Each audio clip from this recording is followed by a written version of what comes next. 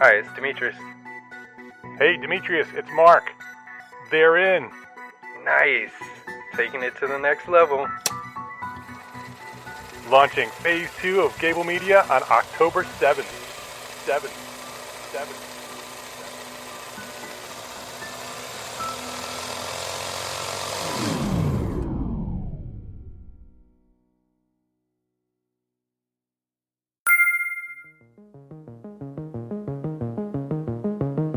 Hi there, I'm Evan Troxel.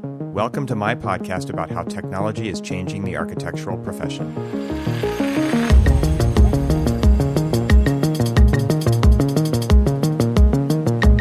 Welcome back to the podcast. My name is Evan Troxel, and this episode was truly a pleasure to record.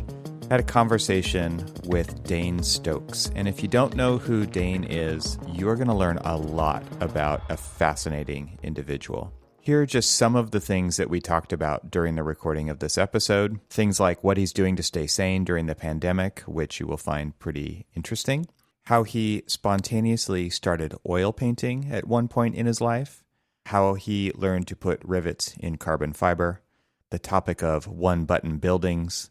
Having kids and failure. And about his very practical decision to transition into architecture from mechanical engineering and custom automotive design and fabrication. So that gives you kind of an idea of who Dane is and what he's all about. Dane is currently a design technology specialist at ZGF Architects in the greater Seattle area. And be sure to check the show notes for a bunch of links, one of which is to his Porsche 914 build thread, which is called Project Anklebiter, which I am right in the middle of reading, and it is awesome. You can learn more about that during the show as well. So obviously, Dane is a fascinating individual and truly a Renaissance man. So it is my pleasure to bring you this conversation with Dane Stokes.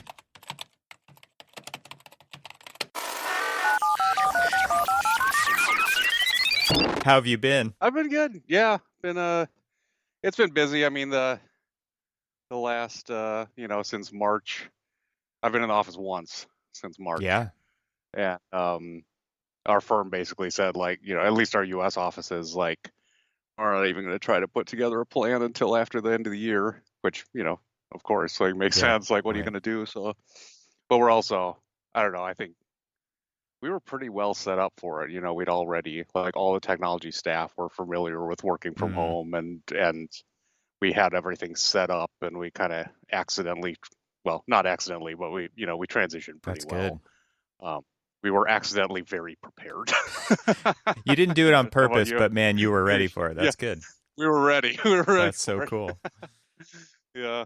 Man, are you guys? I would say what's funny. You said that they kind of said we're not going to make up a plan until after 2020 is over. I think that's a smart move. I think what I've seen happen is they've pre-announced a couple of potential back to the office dates only to have to cancel them. Right. So it didn't make any sense to make it, because they're trying to give people some hope of getting back to normal. But let's be honest, if kids are not in school, there's no back to work. It's just not going to happen. Of course. Yeah.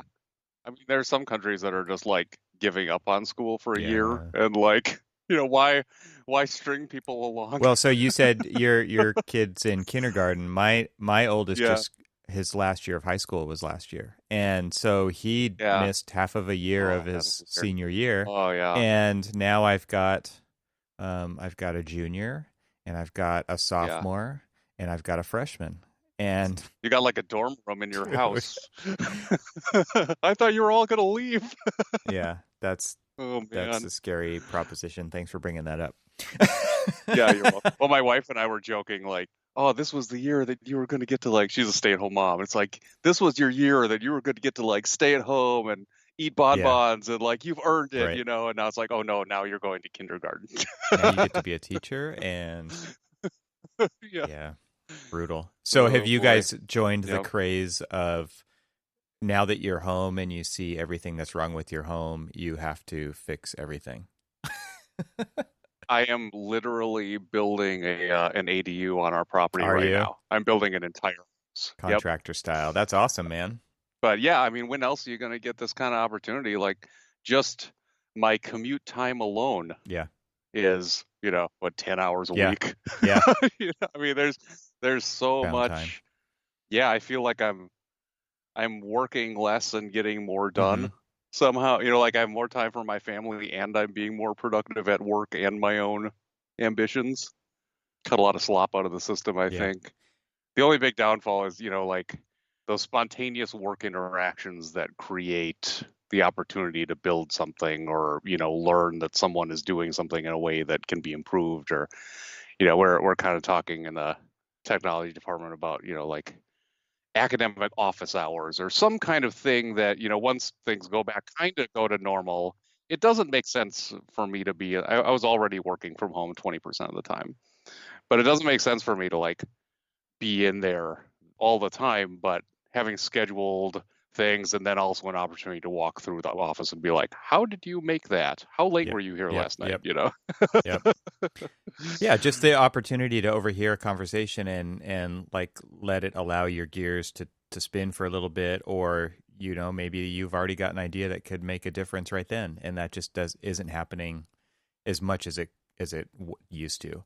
I also miss like just the coffee bar interaction with the senior PA who I've known for 15 years, and we talk about cars or what car show he went to or what problem he's solving on a project that he has seen 100 times that still has not been kind of implemented firm wide as a standard, or some unique new challenge that his experience is affording him a way to solve that problem like nobody else can. I mean, those are the things like I love being in an office for, because you don't, like you said, you're not just leaving a Teams channel open all day long where anybody can drop in and just overhear what you're doing or see what you're doing like you could in an office building. And I worry mostly about the emerging professional, the youngsters, as it were, who get to just kind of learn through osmosis in so many ways like that. Yeah, I was gonna say, like, I made a point of traveling to all of our different offices.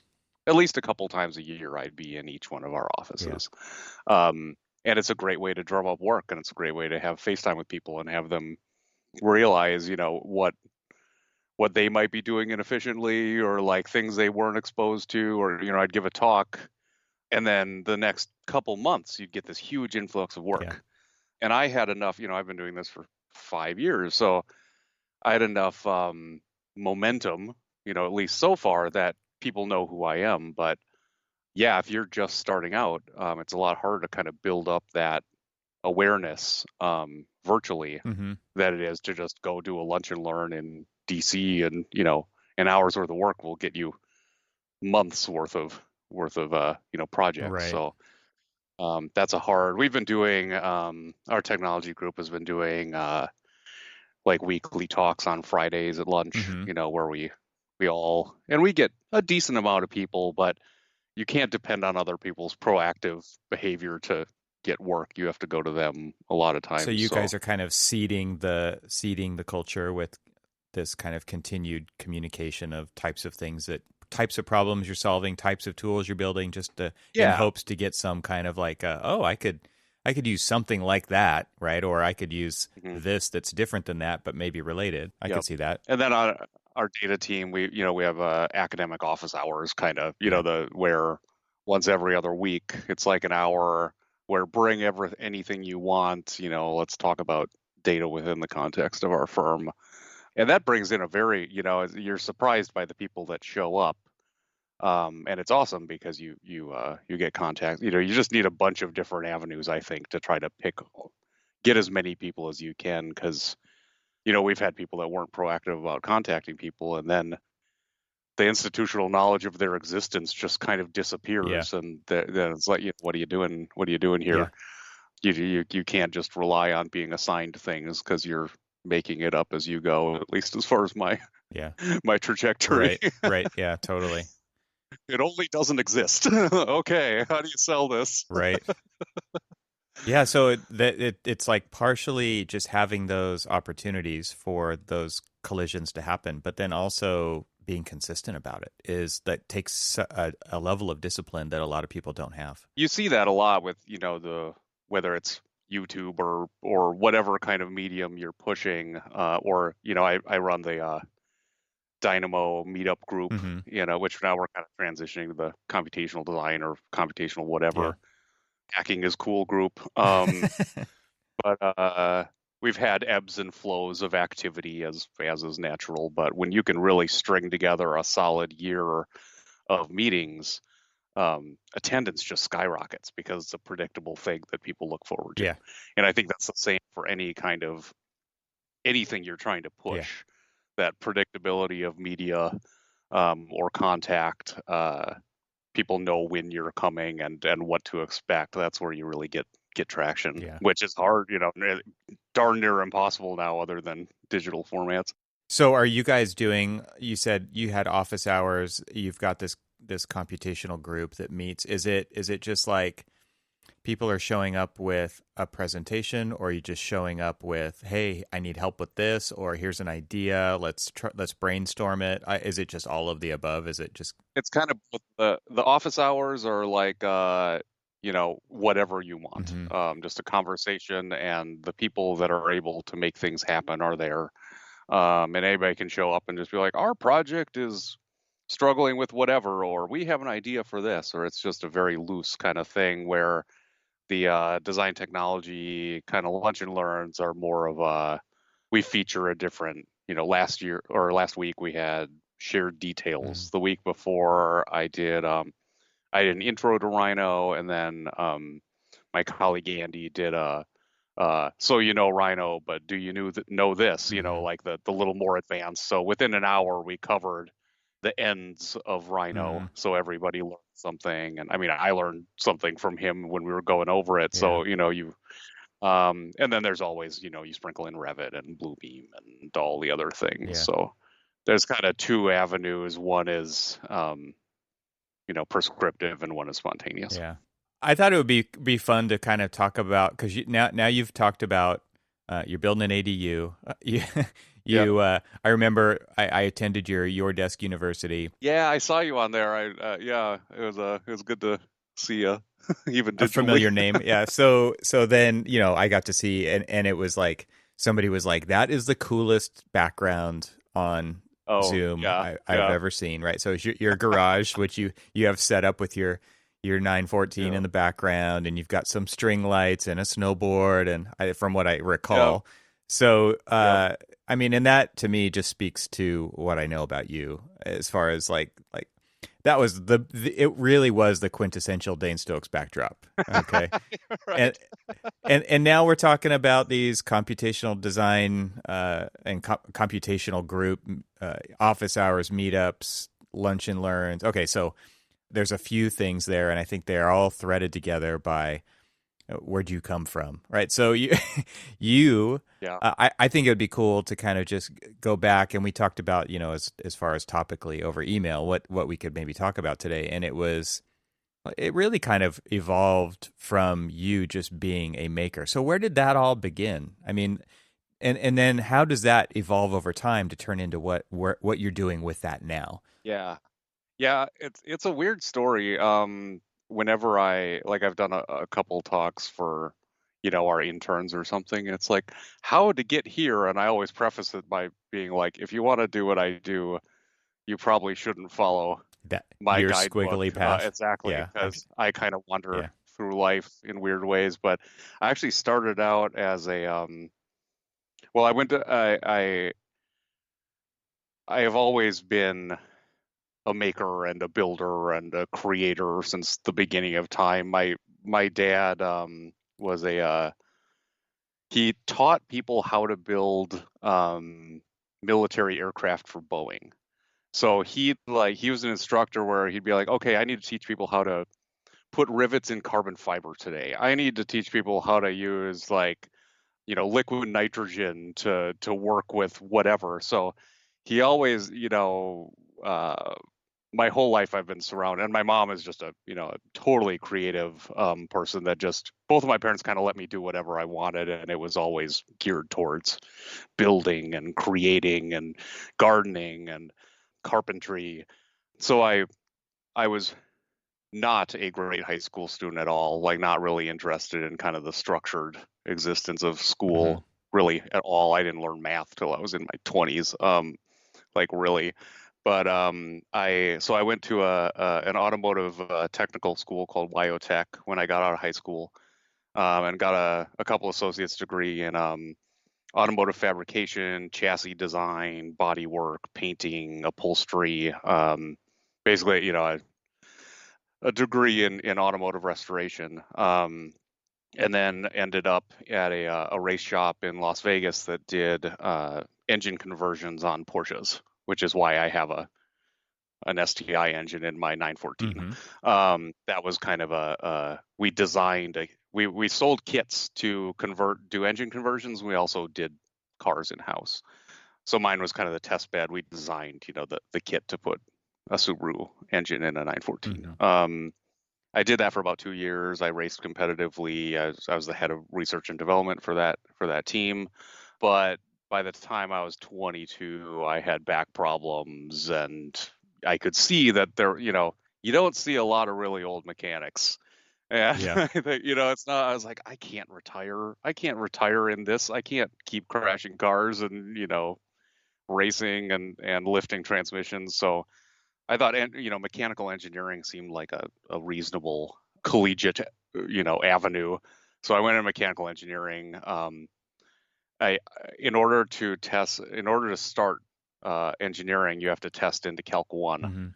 And due to my my high school and academic career or lack of interest in math, I didn't qualify for anything. I literally tested from number skills all the way through to get into Calc 1 in one sitting to get into college.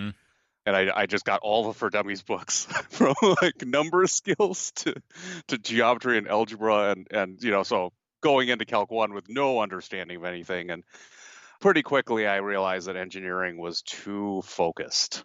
I spontaneously started oil painting because half of my brain was being starved. And then it was like, okay, what's like easy engineering with more art in it? And it was like, oh, architecture's cool. I've never been interested specifically in buildings or the AEC environment. I've just been interested in making things. So I went to University of Boulder, got an undergrad degree there.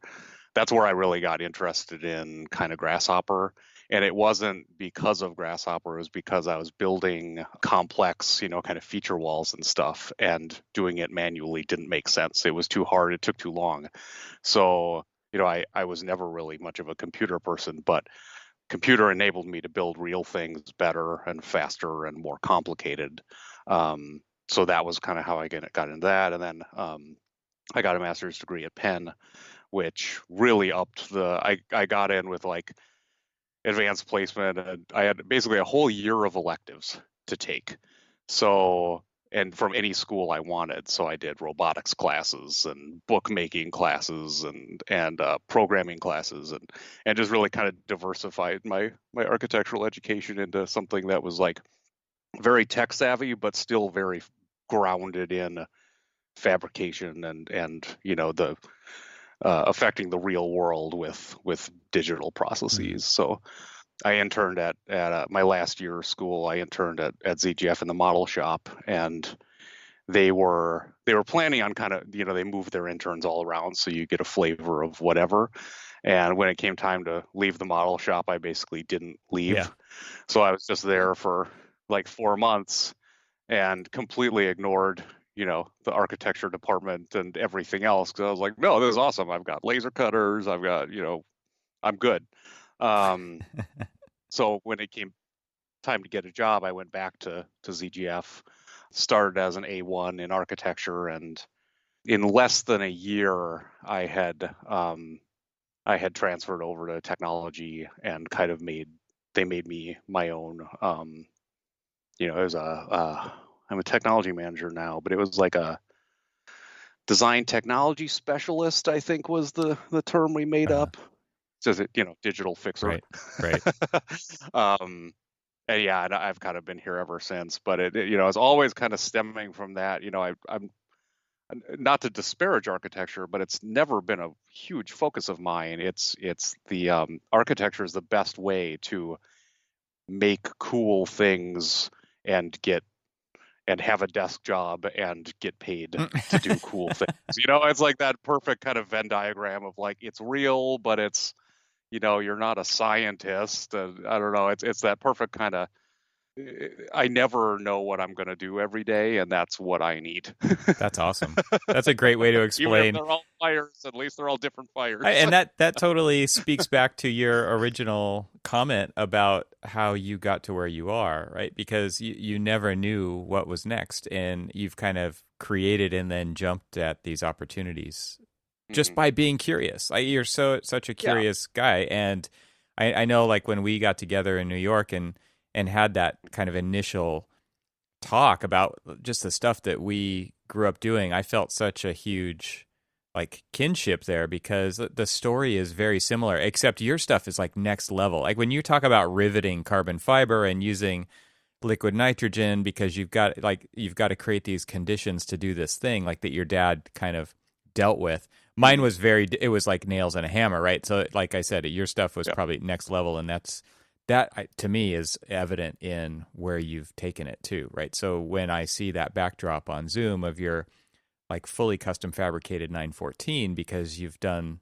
it's like you couldn't just stop at an engine replacement, right? And I have a trouble. You take it to the next level. I bite off more than I can chew, and then, I mean, I'm totally ADD, but I usually finish most of my projects, even if the Porsche, I've been working on that for. I was going to ask if you finish your projects or not. Let's see. I do. It's just a matter of time. It's just how long it's gonna take. But the Porsche, I bought it when I was 18, and I'm 36 now, and it's driving, but it's full tube chassis. I cut the body off the car and then welded it all together and put it back on. Like, I mean, it's it's an escalating issue. But now I've ruined the car so much that I can't not finish it, because then it would mean it would die. Right. And no one will take it. Like no one could do what you wanted to do with it, because there's so much like embedded knowledge and skill in that thing. There's like, you can't hand that kind of a project off. You didn't comment any of your code, Dane. Well, I actually have. I have commented pretty well, because I've been following the whole build is documented on it's called 914world.com. The car is called the Ankle Biter, but you can search it and find it. But I have like a 75-page build thread where, when I went off to grad school, I did forget a lot of the things I'd done, and I have to go back to the build thread to remember what I was building, what my logic was, to follow it up, 3 or 4 years later, because you do forget. Yeah. but I will say, like the online, like I've got a group of friends that are following the build, and they're the main reason that I've kept going on it, because I don't want to I don't want to not the motivation. Follow through. I don't want to not follow through. They're the accountability. They're not the motive. They're the people that I know are going to give me crap if I don't, if I don't finish it. So that's good. It's good to have. I've got friends like that at the office too, because like I've got the '69 Datsun Roadster that is in the third paint shop, and I thought it was done. And I called the guy the other day, and I'm like, hey, I just wanted to get a status update. He's like, can you call you back? I'm in the middle of an estimate, and he never called back. So this is what happens when you drop your beloved project off with some expectation around schedule, and it's not their priority. I hate to disparage an entire population, but body shops are not necessarily a place to get fast and reliable results. I have found. You kind of get it when you get it, right? And you don't complain about that. Okay. And it's a enough thing that you can't do it yourself mostly. My neighbor did, though. Like he's got a booth in his garage. I should have just talked to him. Oh wow, yeah. Anyway, so like my dad was an Air Force mechanic. My grandfather was a geologist, and like out of that came this kind of similar mentality of like, we're going to do a project, right? And we do projects, and we don't always finish them.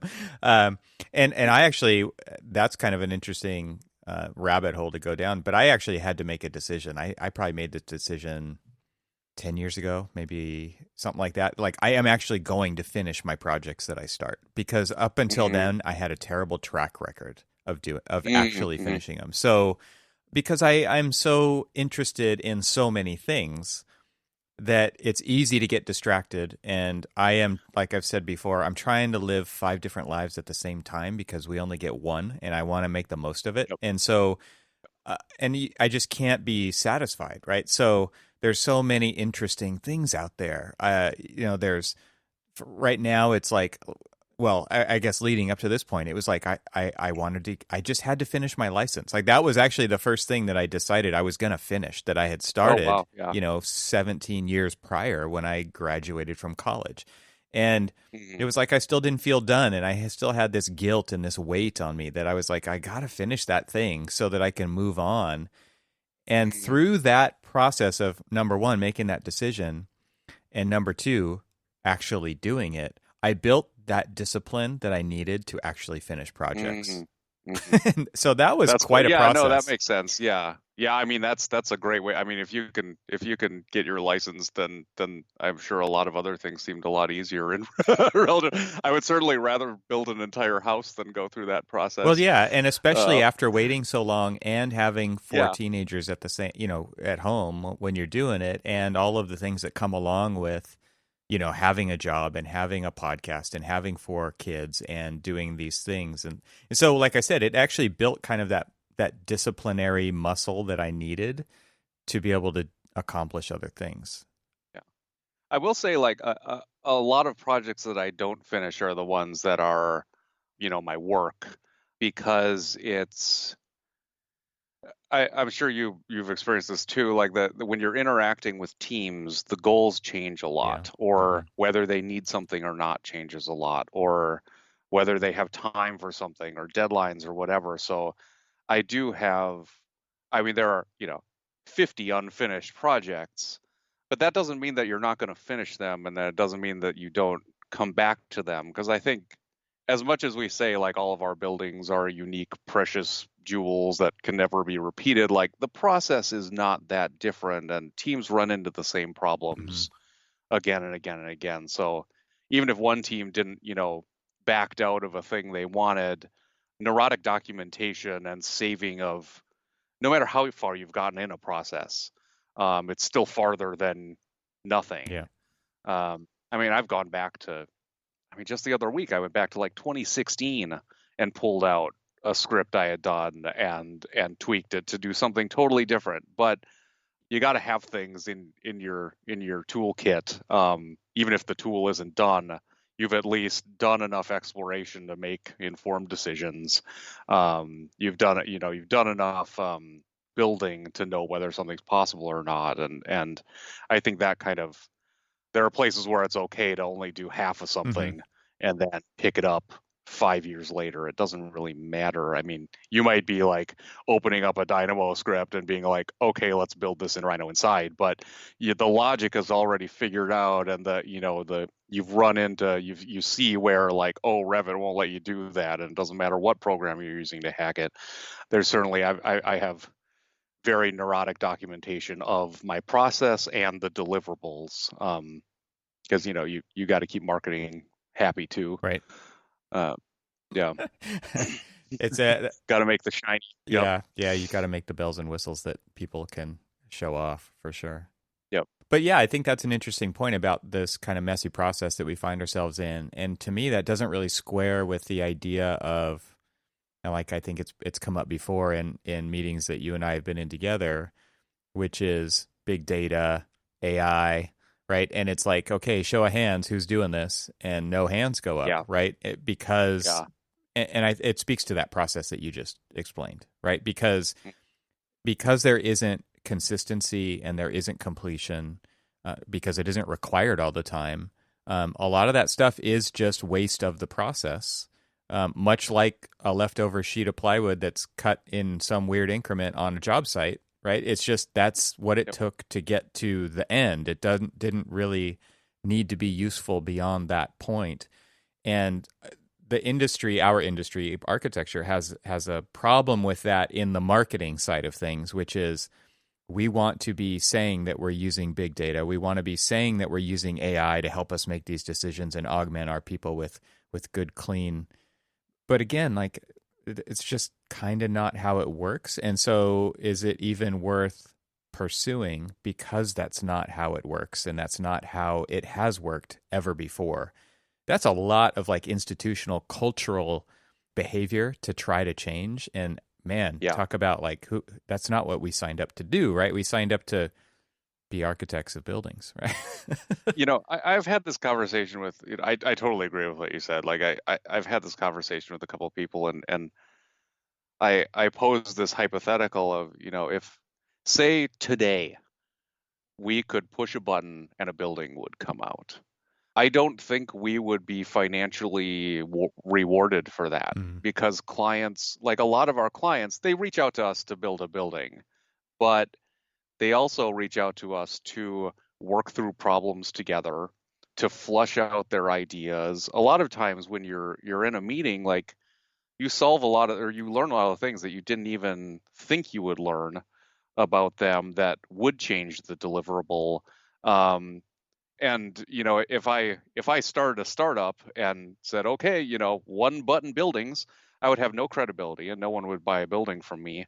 So it's kind of this like, even if we were able to accomplish it, which I doubt we are on a I mean, you can build Pulte homes all day, but like a custom academic, right, like technology center is not.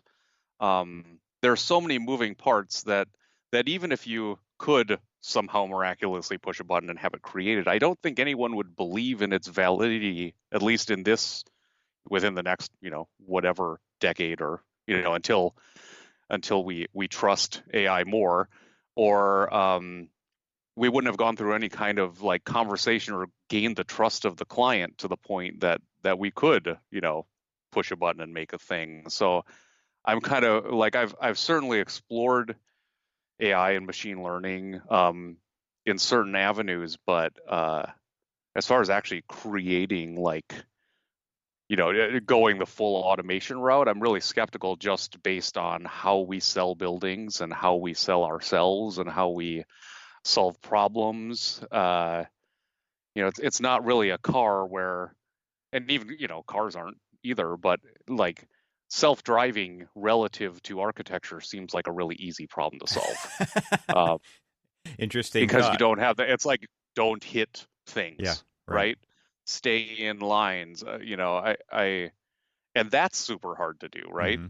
So yeah, it's kind of this. I think the biggest gains we've had, which are still another unfinished project that every year we build on and work towards, but computer vision and computer recognition is an area where I think we could inform our process better, because rather than putting a ton of hardware into a building to monitor person movement and then something else to like, then a person to count chairs or whatever, and then someone to log like when they used whatever amenities, you could have one GoPro camera, that says, okay, there are 4 people in this room, there are 5 chairs, it's 4/5 full, the TV is not black, so it's being used. Mostly just from the reduction, replacing hardware with software, I think is where we've seen like, okay, this is actually something that we can use right now. But again, then you've got camera in client spaces, which is another whole big brother state thing. So yeah, it's and good luck telling someone, oh no, it's okay, the video camera is just being processed by a computer, it doesn't know you. It's like, well, that's even weirder. Let's pause for a moment right here and talk about our episode sponsor, Layer App, the must-have app for Revit users. Are you tired of digging for project photos, files, and field data days, if not months, after it's captured? That's the power of Layer. Layer takes all your project-related data, photos, and files and makes them accessible with the click of a button right in Revit. Find out more and start your free 14-day trial at layer.team/Troxel. That's layer.team/TRXL. By the way, if you want to listen to episode 280 of my friend Mark LePage's Entree Architect podcast, you can hear Mark's interview with Zach Soflin the architect turned software developer who created Layer App. Get your free trial at layer.team/TRXL. And now let's get right back to our conversation with Dane Stokes. It's interesting to me to kind of go rewind here through that whole spiel that you just gave, because there's so many interesting things that we could talk about there, and we don't need to hit them all, but there is some kind of romantic notion that you see in certain people talking about that idea of that push button solution, and you're right, it totally does kind of leave the client out of the process, right? It's like, no, it's here was your site, here was the program, here's your building, right? This is exact, and on many levels, what we do as architects is not exclusive like that. It's way more inclusive. Like you said, there's things that come up during that discovery process and through that design process that you would have never imagined would come up, and they influenced the decisions that we made as we went from problem statement to solution. And that is a wild ride. It's not a straight line, right? It's all over the place, and there's lots of starts and stops, and there's lots of redos, and I thought you meant this. Nope, we actually meant this. And actually somebody else just got hired and they think something different, and now we're going to change it. Yep. That happens all the time. So I'm not kind of overtaken by that romanticism put upon this idea of a push button building. I don't think that onebuttonbuildings.com is, I mean, you could check the domain right now. Maybe you're onto something. but that to me that's not what I want to do. And I think it's interesting when we're put in a position as technologists in architecture firms to maybe attempt to do that. It just is like, well, that's not on my list of things to do right now. And I don't know that architecture wants that either. I will also say that there's two arguments, I think, that kind of work on the opposite side of this. And this is kind of where I straddle the line and say, okay, number one, clients like to buy things, not processes, right? So they want a building. If you want one button building, that's what you pay for, and you get it. And you don't necessarily want to spend the next 3 years going through that process because it's scary, it's costly, there's problems, there's ups and downs, it's emotional. There's all these things kind of attached to that process that people don't necessarily want either. No, I think that's valid, and I think there are certainly plenty of architecture firms that probably do have a lot of I'm speaking specifically for like the kind of clientele that ZGF is going after. Right. One of my colleagues used to work for, I don't know if it was Pulte or whatever created home, but like he wrote a piece of software probably 30 years ago that just told you all the different houses you could make with a pile of shapes, like the foam that they cut out and then stucco on top of. And that was, I think it just depends on what your deliverable is and the complexity of your deliverable and what your client expects, which there could be a huge shift in architecture where it's like, we don't care if it's not as good as it can be.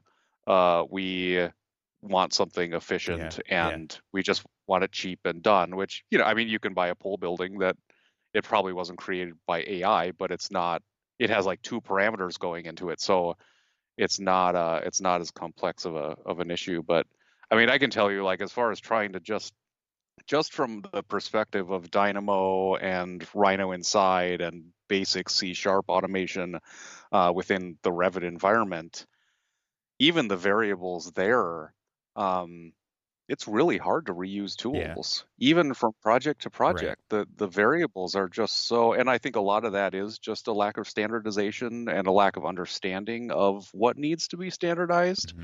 But it's also just kind of the nature of the craft, I think, which I don't know what, in 100 years, what will no longer be sacred or what expectations will be. But, I can tell you right now, it's automation in architecture. There are a couple things that you really do see all the time, renaming room elevations and these kind of, they're more a default in Revit's programming than anything else, but like these are things you have to patch. But yeah, the conscious generation of architecture is I gave it's one of the favorite talks I've given to the AIA. It was like the TAP, Technology and Practice, this last year. They have their conference in DC, and they put it together where there was someone had to speak for a topic and someone had to speak against it. And I got to speak against automation and computational design, which was like such a treat because we have to be such cheerleaders all the time, and to finally talk about, you know, like the real struggles there are. Yeah. But there were a couple points I made in that talk that one of them was about generative design, where that's kind of the middle ground. Like, okay, it's not AI, but it's, you know, it's like taking parameters and changing them, and then you can see like what's been done. But all of the times that I've done automatic optioneering for teams, they have been completely uninterested in it. And I was kind of wondering why. You know, is it me? Am I making bad options? Like, is it, you know, is there too many options? But it was that you know, we go through the scheme and option process not to make options, but to understand the problem better. To learn. Yeah. I think to learn. And if you make 10 bad things, then you understand what good is better. Exactly. And you have the justification for it. Exactly. And the automation of that process kind of irks me. And I think there's a correlation between that and any other thing you're doing unconsciously, automatically, in a design where maybe you don't understand it as well. And you know, along those lines too, I you know, when you're automating a process, that anyone that's capable of automating a process probably isn't dedicated enough to architecture to understand what they're doing. You know, understand what the problem is that they're solving. They have the ability to automate. Like, I don't know what I'm creating necessarily in an architectural context. I can create it, but I don't know if it's right or not. I need to rely on real architects with years of experience to tell me, like, yes, that's how, you know, a room data sheet goes together. Well, and how did they get that information, automatically. right? How did they get that knowledge, I should say? And it was through making all of those mistakes over all those years. And to me, like, that's what I'm thinking when you're talking about this is, number one, you're learning through that process, but it doesn't just apply to this project. It applies to all projects from now on. And by going through that process and by learning those things of what does and doesn't work, like I said, it doesn't just apply to this project. So on another one that has a similar problem, during one small piece of that process, you can be like, oh, I've already tried that and it didn't work, and here's why. Let's move on to the next interesting problem.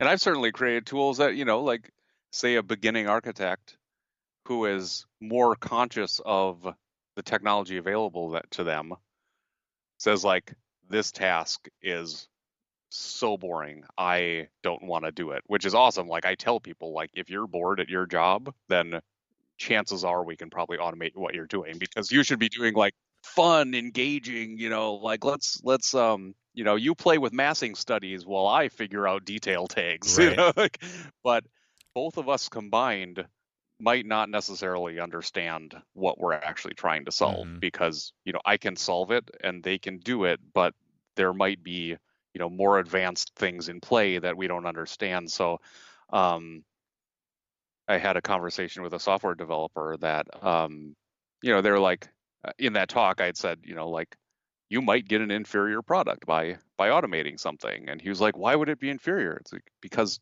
no one that actually knows what process is being automated is taking part in this process. Like, someone new might ask for a thing and I might build a thing, but neither of us have done it for real or understand why we're doing it. So that knowledge feedback, like, how do you integrate? How do you codify that, you know, 50-year knowledge into a tool, rather than just blindly solving a problem maybe you don't understand? Yeah, I don't know. I think that there is kind of a tug of war also going on where it's and maybe this is just my perception, so I want to bounce it off you and see. There's kind of this idea that all code that gets written on a project will be reusable. And what you're saying, and that's what I think too, is like there's a lot of unique stuff a lot, and there's actually a lot less reusable stuff. Yeah, I mean, there are a lot of things in theory that fall apart in practice when you say like when one parameter is different, or one dependency is different, or this is a BIM 360 project, whatever. Like, it's a hard environment, I think, to, I know nothing about like, structural analysis, but I'd imagine like a beam is a beam, and there's maybe a little more, you're not going to be like, well, let's put in glass here. I don't know, whatever. Like, it's just such a weird, diverse environment that we work in that it does not lend itself well to data collection, automation, these repeated tools, which is unfortunate because that's basically what I've based my career on. But there is, clearly enough value to keep me busy all the time. But I'm not going to say it's not a struggle. Yeah. And I know you've experienced the same thing where you really do want to reuse everything, because a lot of times it does take longer to build a computational tool than to do something by hand. So it really doesn't make sense to do it unless you're going to reuse it a lot. Because it does take time to develop that code, that script. It'll take at least 2 or 3 times as long as actually doing it by hand once. Yeah. So if you're only going to do it once, then don't call me, But like you said, you went back to 2016 and dug up an old script that had the logic already figured out. And nobody in 2016 necessarily thought that in 2020 that was going to pay off again. And that's the kind of stuff that's interesting to me as well, because it's a variable in this equation that is rarely, I don't know, it's hard, you can't quantify that, right? Because you never know what's going to happen, and you never even can count on your memory remembering that thing even existed. Yeah. And that's a weird thing too, I think, as far as like the vulnerability of having only one person that knows a thing. We had a guy that did all of our post-occupancy evaluations that quit, and all of a sudden, like, the entire process of SurveyMonkey to, what was he using? Like, there were like 14 different, softwares that came together to create this report, and he quit, and then it's like, okay, it's all gone. Like, if I quit, no one would know where to find the marketing materials they rely on, even like the dependencies, like, like all this infrastructure of knowledge. It's been codified, but no one knows how to uncode it. It's a weird place to be for staffing and just institutional knowledge. Like, we all have codified knowledge, whether it's digital or in our brain, but staffing changes, how does that, do you keep the knowledge when someone leaves, or is it just in a different bucket that you still have it, but you don't know how to unlock it? Or the relying on a single person for an entire process is an interesting conundrum. So this is something that I think you guys, I'm not going to give you 100% score on this quiz right now, but you guys inspired me, and you've created, I don't know how much you want to talk about this kind of web project that you guys have, but you did create some semblance of a way to document, at least with Rhino scripts, Grasshopper scripts, so that somebody else opens it up and kind of can figure out what the hell's going on in there. And to me, that was, not coming from a programming or a coding or even a no-code background, just from like a direct modeling background. That was never a thing, right? Like when you're just modeling and you're putting together pieces, there's no codification of that. It's more of an architectural training, which is composition and light and shadow and space and all those things, which on some level is obviously it's experience and it's all these things, but it's not like a repeatable process like code is. So you guys actually put together kind of a resource. And what I guess my question is when you talk about this idea of somebody who has this kind of this knowledge base and they win the lottery and they walk away, do you guys take a proactive stance in training people so that there's not just one person, or is that just something you're trying to figure out as you go along? Because I know you guys have done other stuff where you do start to put together these standards of coding so that somebody else who comes along can hopefully figure out how to decode it. Yeah, I mean, I think anyone that's using any kind of code, should annotate, assuming that someone is going to go into it totally blind and have to figure out. And we are reasonably good about that. I think where it falls apart is actually the skill sets of staff and how many people. You could explain the thing entirely, but probably 95% of architecture staff wouldn't even be able to open the program. Not any fault of theirs. It's just like They not don't do it every day. not their Yeah. expertise. It's not. They don't do it at Yeah. all, and that's fine. But it if someone can use Grasshopper, say, annotation would certainly help.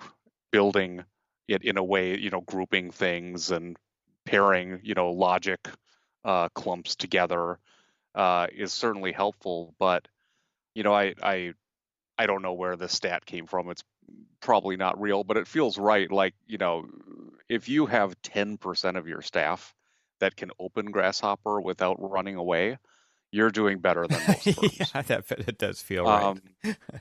So, there were a decent amount of people using, some people using Grasshopper at ZGF, but I was like the only technology staff person that was really like a firm resource. Mhm. So there's a lot of pressure. Like, I get hit by a bus, we lose a lot of tools. That's why I said win the lottery, Dane. Not. Yeah. Let me be pessimistic here. But now that computational design has become a little more mainstream, we have a handful of people that anything I've built, they can usually open up, and they might need to call me and be like, "What did you do here?" But generally, you can take it apart and understand how it works. But even still, if I'm running into problems like I'll pick on Dynamo because I Because have we love to pick on because we Dynamo. love it. Yeah. But if I can't get a tool to work that I've built because of some arbitrary, piece of code or some, the link didn't load right or whatever, then how is someone else going to just seamlessly jump in and start Yeah. just clicking the button? I really do think you get into this thing where it's like, if you're going to solve a problem that other staff are going to use that tool, it really does have to be like a one button solution. Totally. I totally agree with that, Does have, because if it isn't, it can't even require dependencies. yeah. But You that's know? what's in their pocket every day, right? It's like this thing that just works, and you just have to push this one button and it does the thing that I want it to do. And to me, like, this kind of gets back to that Autodesk open letter that was published, which was basically a bunch of architects saying, damn it, this thing's way too difficult to use. And it's not even doing the things that we've been asking for it to do for this many years. I mean, it really, to me, comes down to how complicated it is to use the software. And I think what you're talking about speaks directly to that. It is for nerds, period. That's what it's for. And that's what it takes to successfully have a decent outcome out of using the software, because the software is absolutely incredible, right? It can do things that most people can't make it do.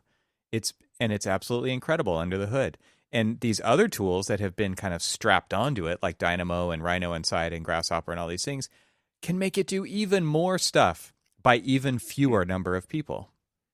Yeah, I think the Autodesk thing is interesting. I in grad school I had a teacher that after our 3/4 term, she made us delete our models and said, "Okay, now rebuild it for the final."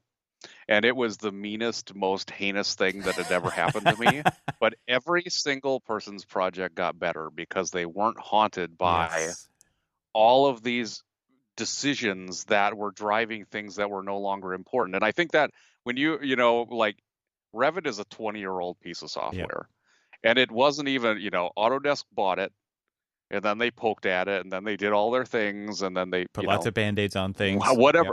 Yeah, it's just all Band-Aids. And they needed to, like, 10 years ago, they should have deleted the file and rewrote it, because, as someone that works in the Revit API, you're like, there are a lot of ghosts in here. There are a lot of like weird. It's not like AutoCAD that basically was just a screen for a UI or for an API. It you're like getting it's like playing telephone kind Right. of, where the buttons aren't the same as the code, and they really should have done a hard rewrite, which I think is one of the things that is creating this kind of strife, because the user does have to go through a lot of hoops Mm-hmm. to generate something that should be intuitive, because like, oh, curtain walls, that's a totally different computer program. Yeah. Right. Like building pads, like, oh no, that's a totally different, Mm. that works differently. It's just not conducive to a user using it intuitively, I think. Well, and there's just like a different paradigm now than there was 20 something years ago about making buildings. And right, Revit was designed for documenting buildings. Mhm, And now, mhm, there was no such concept realistically or in a big way around what people coin as model-based delivery. So now we have people kind of fighting the convention of delivering drawings at all, because there's so much information potentially embedded in the model that what are the yeah. drawings for anymore, right? And then there's all kinds of other things fighting that, like contracts and agencies and insurance Oh and yeah. standard Yeah. of care and licensure, and there's so many things pulling in Mhm, completely different directions. It's interesting because I think about a program that old that just has been band-aided and band-aided forever versus a program like the only example that comes to mind right now is Apple's Keynote software, which they wrote mm, basically because they hated PowerPoint, right? They wasn't doing what they wanted, yeah. and they were like, we can do Yeah. something better, and they did. They made something absolutely incredible, and it was fun to use. It's probably one of my favorite applications to use ever. And one day they just said, you know what? We've been kind of secretly working on this other version of Keynote that's the future Keynote, and it does Mhm, 50% less stuff than the one you're used to, but it's the only one we make now. So tough mm. luck. Here you go. Like it's going to be awesome someday. It'll get back to it'll get back Right. to those features someday. But they basically hit the reset button, like you said. They basically said, we're going to stop doing the band-aids and we're going to start over, because you know what happened in the meantime was the web freaking took off.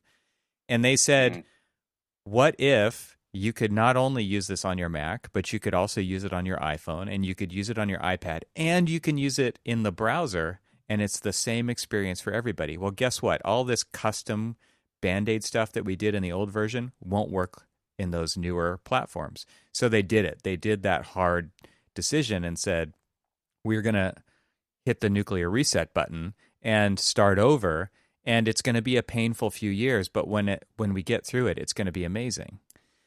And that's mhm, what they did. And Autodesk, has been showing some signs of maybe doing something with a new platform, quantum plasma, whatever you want to call it. yeah. And Yeah. it's like, okay, so for realsies, like what's really going on there? That sounds intriguing. It sounds like you guys, at least they recognize that they need to do it. Now, how to get there is a wicked problem to solve, Mhm, I'm sure.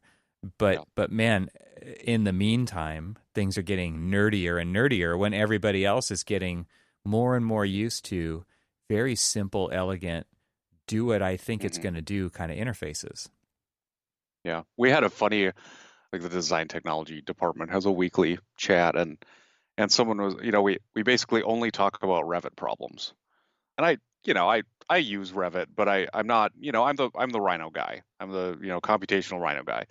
And someone was like, Dane, why aren't you talking about, like, all your problems? And it's like, what am I supposed to say? Like, Rhino didn't make the shape I want? Like, there's nothing to say, because we barely need any training for it. It does what it needs to, and it's got a command line that it's like, how do I make a line? Like, well, type in line. Yeah, it's not It's hidden this. really. Yeah. I don't have the problems that, and granted, Revit is doing a lot more. Like, we've tried to find other options for Revit for the scale of our projects, and it doesn't Right. exist. Like, I'm giving it a hard time, but I will acknowledge, like, it's the only program that can do, we're probably not going to do documentation on a 1 million square foot building in Rhino, but the simplicity and the bones of it are so much more intuitive that we don't need the support staff to support it the same way that we do for Revit. And I think, like a command line would probably solve a lot of that anyway. Just does your program know English or not? Right. Right. Yeah, and autocomplete works. It gives you suggested Yeah, it options, has and tips yeah, on like, yeah, it yeah, and that helps a lot. But does.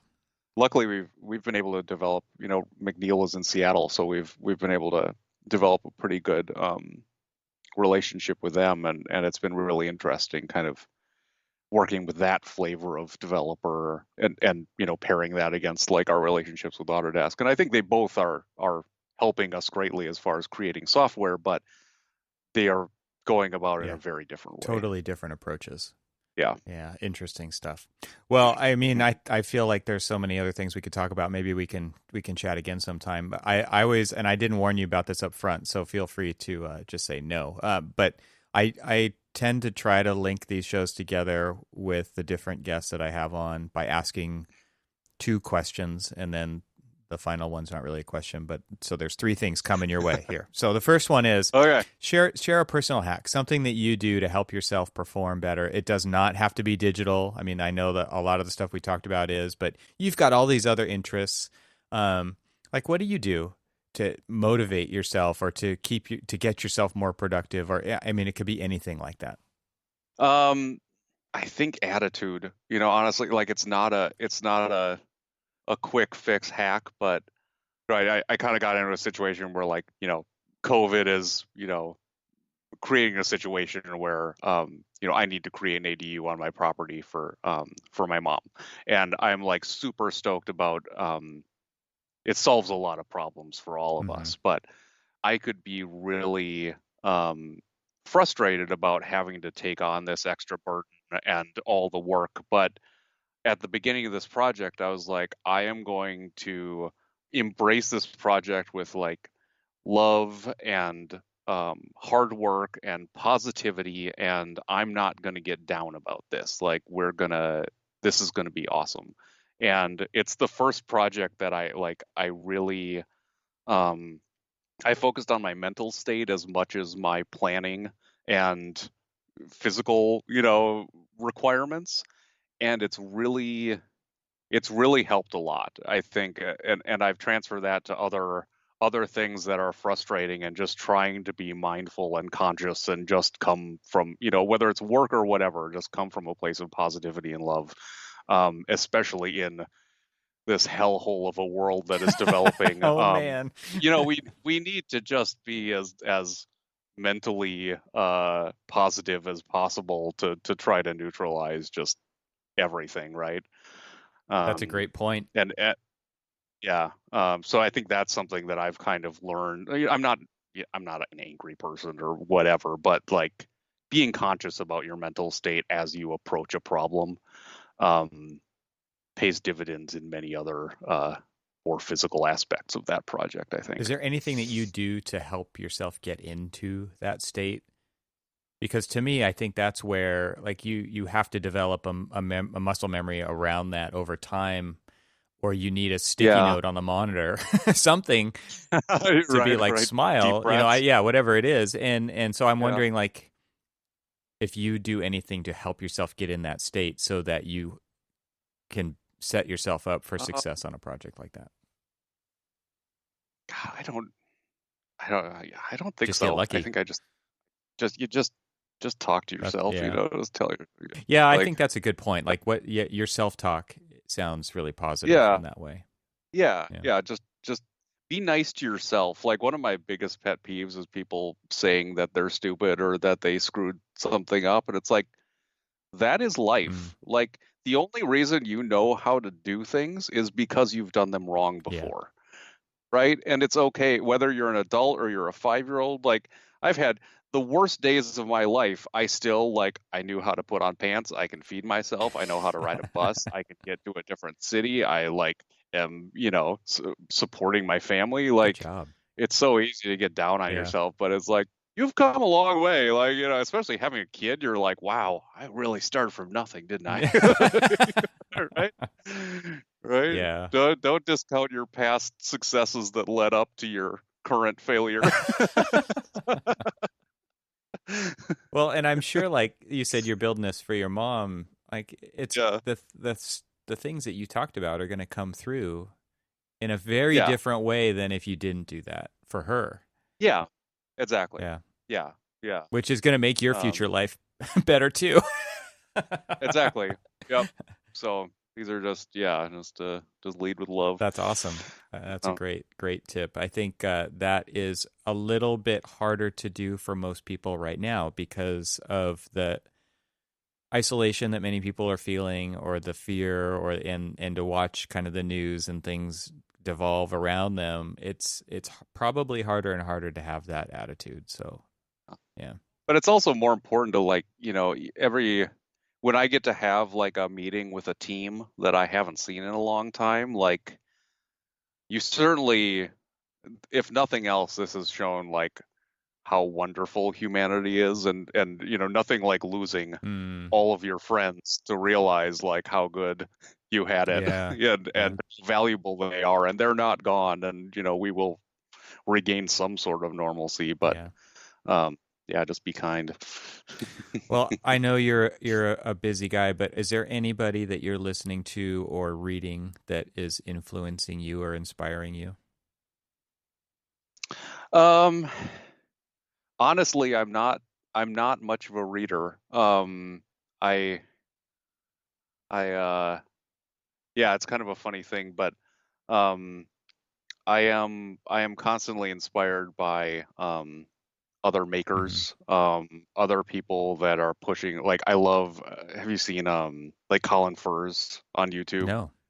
Super kooky Brit that um he builds all these like wacky contraptions that are like very well thought through vehicles, or what flamethrowers or whatever. But um I really do like watching other people make things because it makes it makes what I attempt seem more feasible. Even if I have no right to feel more confident, I do. Yeah, totally. It's that kind of demonstration of it, and I don't know what the actual science on the transfer of knowledge, but someone showing you how to do something, whether it's digital or recorded or in person, empowers you to take on more yourself. Totally. Like right now, like I'm building a whole house, and I have I know construction and wiring and whatever, but like plumbing, how does that work? How PEX, what's Right. that? It just we are so blessed to have like such a compendium of digital resources at our fingers that total strangers can really encourage you to like take on more Totally. and learn Totally. more. Yeah, if they can do it, you can, because they're usually the first ones to say that. I mean, Yeah, I think I was going to ask you, like, how many times during this project have you looked up how to do something on YouTube? I can't even count every Exactly. day. Yeah, exactly. I'm Yeah. going through a similar process myself. I'm not adding a whole new structure, but I'm been remodeling, and it's just incredible the amount of resources out there to help you do the thing that you don't know how to do. And it's like it is almost the Matrix, right? It's like, Yeah.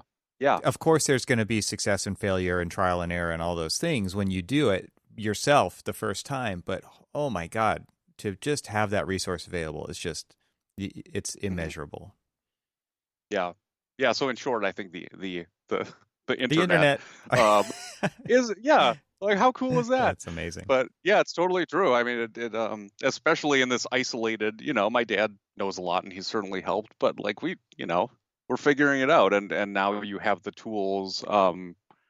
I if if I were to read, it would just be reference materials anyway. Right, right. It'd be like it would just be.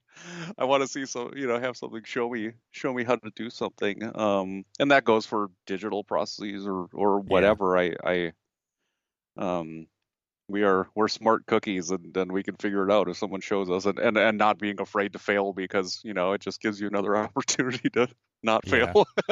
I have to go install a couple of windows at some point this week myself. So I've already Oh, been doing that research because the windows I took out are smaller than the new ones I'm putting in. So there's all kinds of yeah, waterproofing yeah, yeah. issues and there's Yep. so many things that you have to take into account that if you've never done it before, like you just got to have a place to Yeah. start. So Yeah, direction of overlaps is important. totally.